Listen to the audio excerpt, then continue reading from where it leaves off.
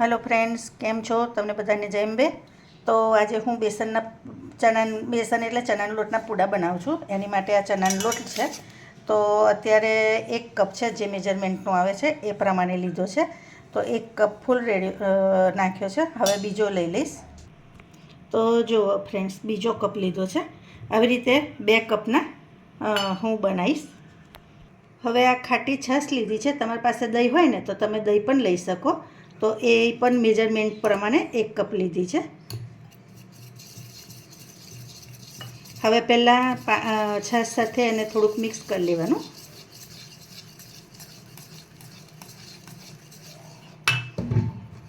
હવે આપણે પાણી લઈશું।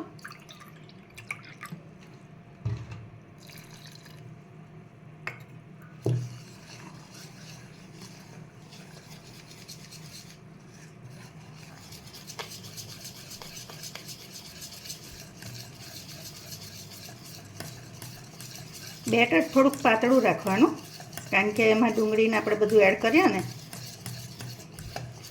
તો જો આ ટાઈપનું બેટર રાખવાનું। આ બરાબર છે।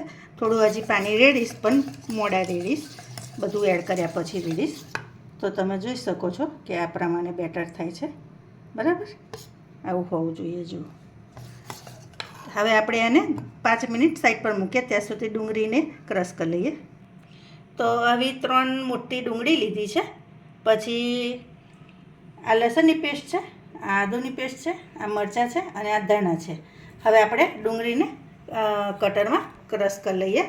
તો તમારે આ ટાઈપનું કટર હોય ને, એમાં જ ડુંગળીને કટ કરવાની।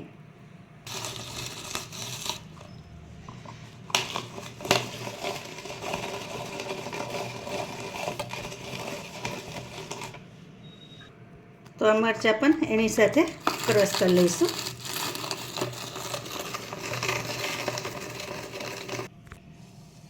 હવે આ જે ક્રશ કર્યું છે એ બધું આપણે એમાં એડ કરી દેવાનું।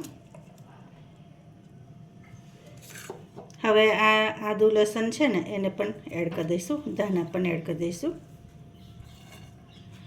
ડુંગળી છે ને તમે તમારા પ્રમાણે વધઘટ કરી શકો। તમને બહુ ના ગમતી હોય ને તો થોડીક ઓછી પણ કરી શકો। હવે આ બધું આપણે મિક્સ કરી લઈશું।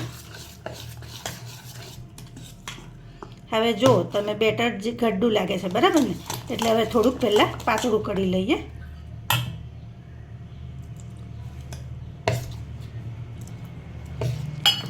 એટલે માપ પ્રમાણે તમને કહું તો 1 કપ છાશ અને 1 મેજરમેન્ટનો કપ છાશ ને 1 પાણી 1 કપ, એવી રીતનું થયું, બરાબર? હવે આજમો છે, આપણે એને સહેજ કચરો કરી અને એડ કરી દેવાનો। જીરું છે, થોડી હળદર છે, 1 ચમચી ધાણા જીરું છે, ટેસ્ટ પ્રમાણે મીઠું છે। હવે આ બધું મિક્સ કરી લેવાનું। હવે આની પર આપણે તેલ એડ કરી દઈશું।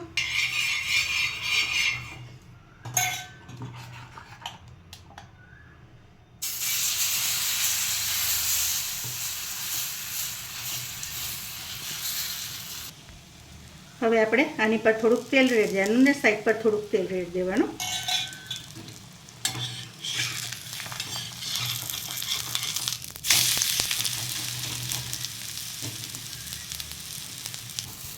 તો ફ્રેન્ડ્સ, આ પૂડા છે ને એવું કંઈ છે ને કે નોનસ્ટિક મત થાય, આવી તાવી પર હોય થાય।